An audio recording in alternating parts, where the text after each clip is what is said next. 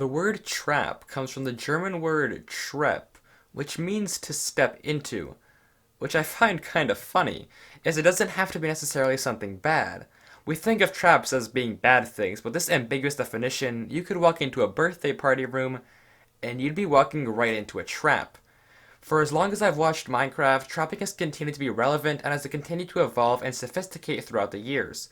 Over time, as the new features and blocks are added, players have used them to find more and more innovative ways to trap. But all of this begs the question, what is the best trap?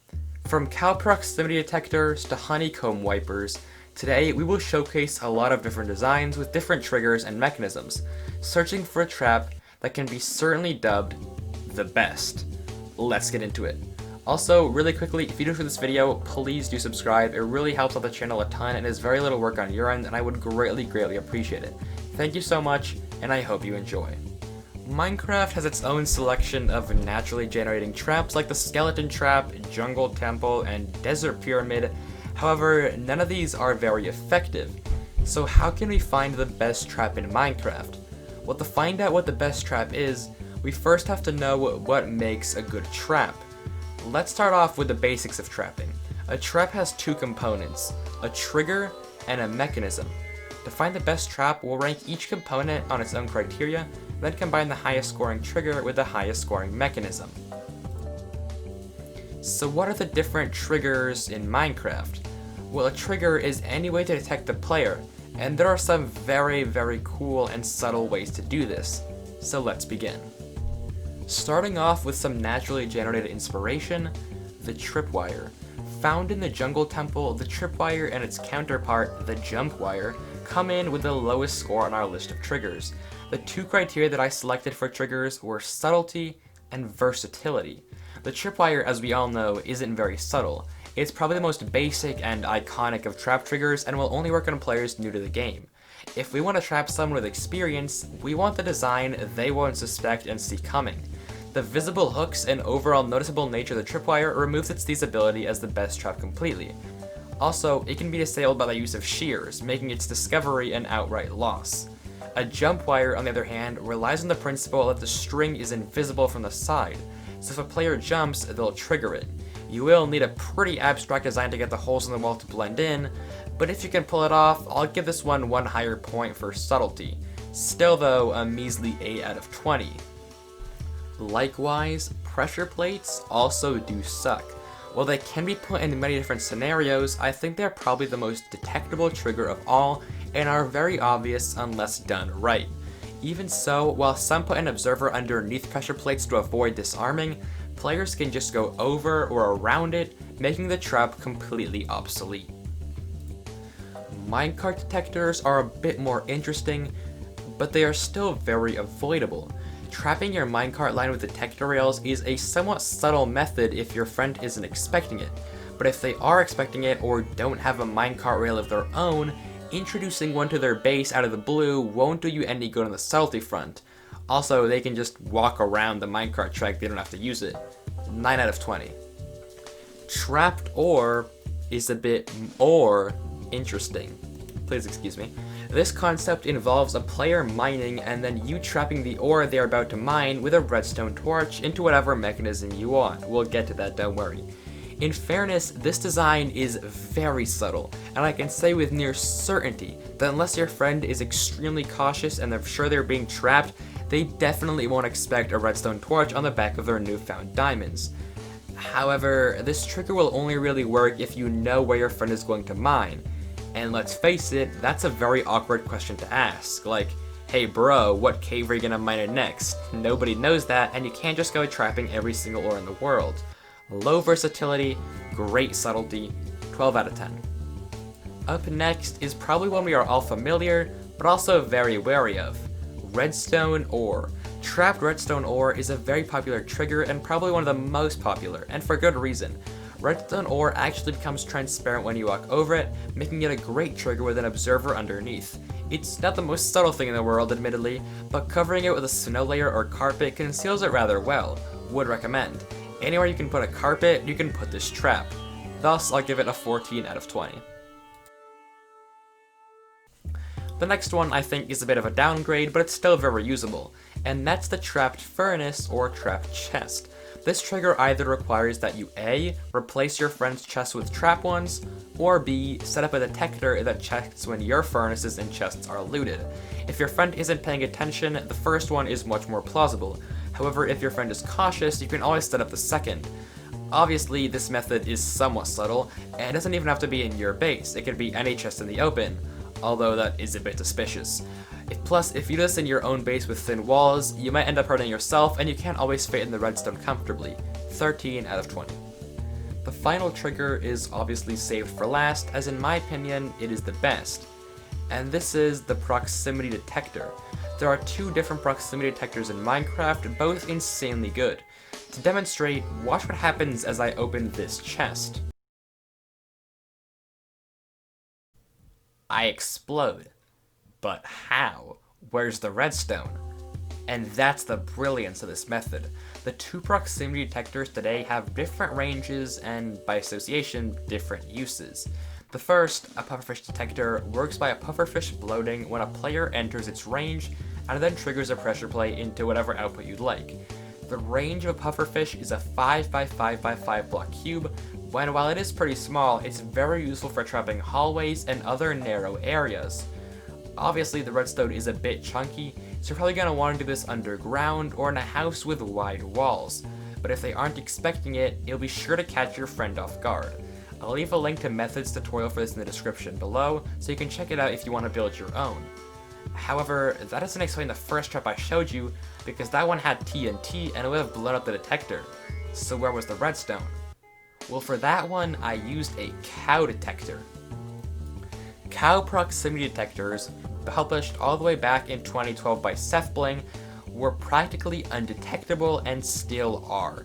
It operates using a very little known fact that when you are within 32 blocks of a mob, it will try to move, and if you aren't within 32 blocks, it will stay completely still. Thus, when a player enters a 32 block range of this cow, it will trigger pressure plates and act as a super hidden trigger. If you have space underneath a base or even to the side, this is practically undetectable. And while this design is awesome, it does have a few flaws. Notably, it will activate whenever you are in the range. So if someone is not in the trap location, but still within 32 blocks of the cow, the trap will activate. Additionally, it doesn't activate instantly, and may take a small while to recognize there's a player in the area. To use this trigger, I recommend having a trap at the lowered point of a base, or wherever, and then putting the detector 32 blocks beneath so it picks up as little other area as possible. That being said, super subtle, very versatile, 17 out of 20. Also, do note, the Skulk sensor will be coming out in 2021 as a part of Minecraft 1.17, and this is an interesting trigger for sure. As for right now though, I don't know how to gain one in survival, however I'll temporarily give it a 15 out of 20. Looks pretty cool, but I don't know much about it just yet. Now that we have our trigger, we need to find some good mechanisms for our trap. Our mechanisms will be ranked on cheapness, reusability, and lethality. Now it should be noted that not every trap has to kill. In fact, some traps are called capture traps. So I was thinking, is there a trap that just captures you and is impossible to get out of? And I was gonna say maybe, but if you really wanted to, you could always just chug harming potions to get out. But we'll revisit this idea later. However, that does raise an important point. Context does matter. There are many different situations where you need to trap, whether that be a death swap, a one-time kamikaze kill, a reusable trap, or wherever. So what are some mechanisms? The first is the most obvious, TNT. TNT is pretty cheap to craft, however it's very predictable and quite escapable. Just detonating TNT, someone can block their shield, place blocks in front of them, or just run the moment they hear the ignition sound. Also, it's not very usable as it destroys the landscape around it and probably the redstone as well. I would only recommend TNT if you want to have a one-time kill on an inexperienced player for little effort. 16 out of 30. TNT minecarts, on the other hand, I would endorse more as they are far more lethal and their explosion time is almost instant, as they are far better contenders as such. However, they're still a wee bit expensive and very non-reusable. If you want to focus on lethality for a one-time kill, which many players might, this is certainly a method to consider, but as a person who likes reusability, this isn't the method for me. 21 out of 30.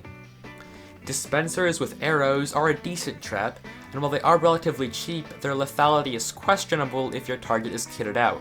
In a death swap, yes, they seem to have good potential, but if you want to trap an experienced player, it may not be the best choice for you. 21 out of 30. Pufferfish pits, whether you're falling into or up to one, are interesting. Their potential was definitely displayed in Hermitcraft Season 6, however, they are quite escapable and not very cheap or reusable, so in my opinion, not that worth it. Creativity bonus sure, but I wouldn't recommend it unless you want a very creative, one-time kill. 21 out of 30. Lava pits are a classic for sure. However, there are many new, more modern methods that will do a far better job. If your target has fire resistance, regeneration, water, blocks to pillar out with, or tools to dig out with, lava won't be as useful. I think it's probably one of the more better contenders in a death swap, so I would recommend it there.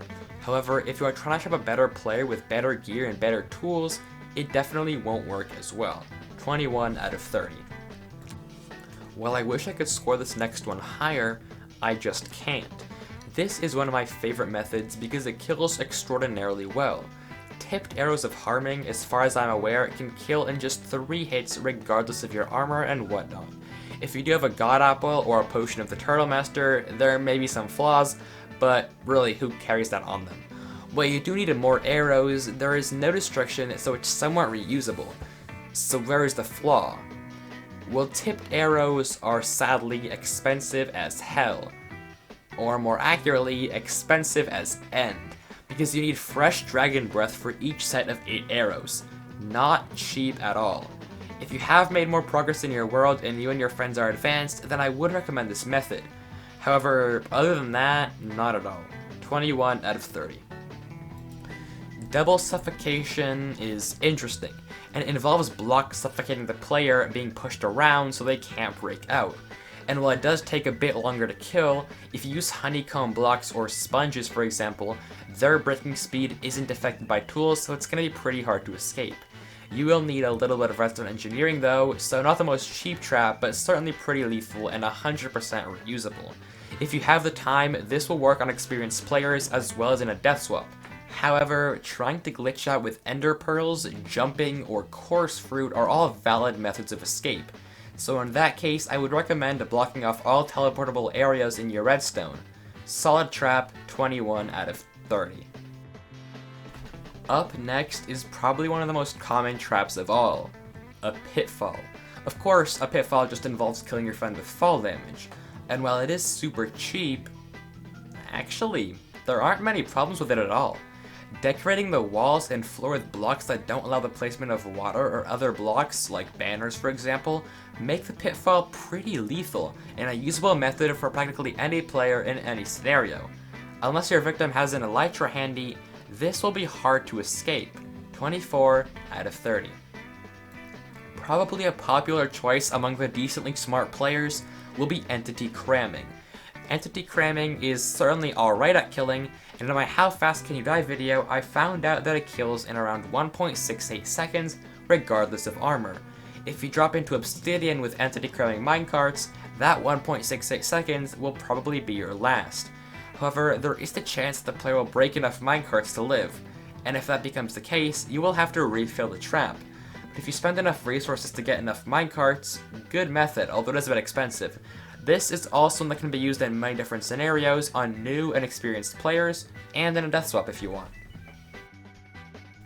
Another feature in my death video was harming potions. Harming splash potions certainly are cheaper than lingering ones, and as long as you have enough supplies to refill, these can be pretty lethal. You will have to make sure that your target can't just walk away though, or take the stuff from the dispenser, but you can hide them with a stare if needed. Make sure the timings don't overlap, but that said, these are pretty good contenders. Definitely versatile, 23 out of 30. This last one is probably my favorite trap mechanism of all, because it's just so funny yet so effective. It's a void pitfall. Just straight up, use a glitch to remove a piece of bedrock, and instead of a floor, drop your friend into the void. I'm literally cracking up writing the script right now.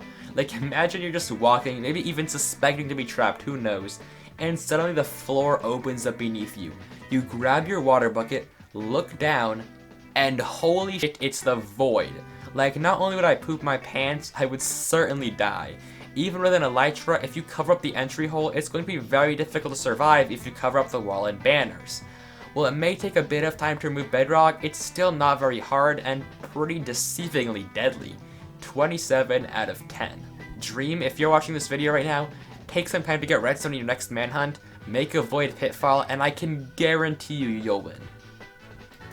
Now, I will acknowledge that there are tons more ways to kill a player, but these are the ones that I could think of, so I'm just gonna go with them. The best scoring ones are of course the void pitfall and the proximity detector for mechanisms and triggers respectively. So now I present to you the best trap in Minecraft.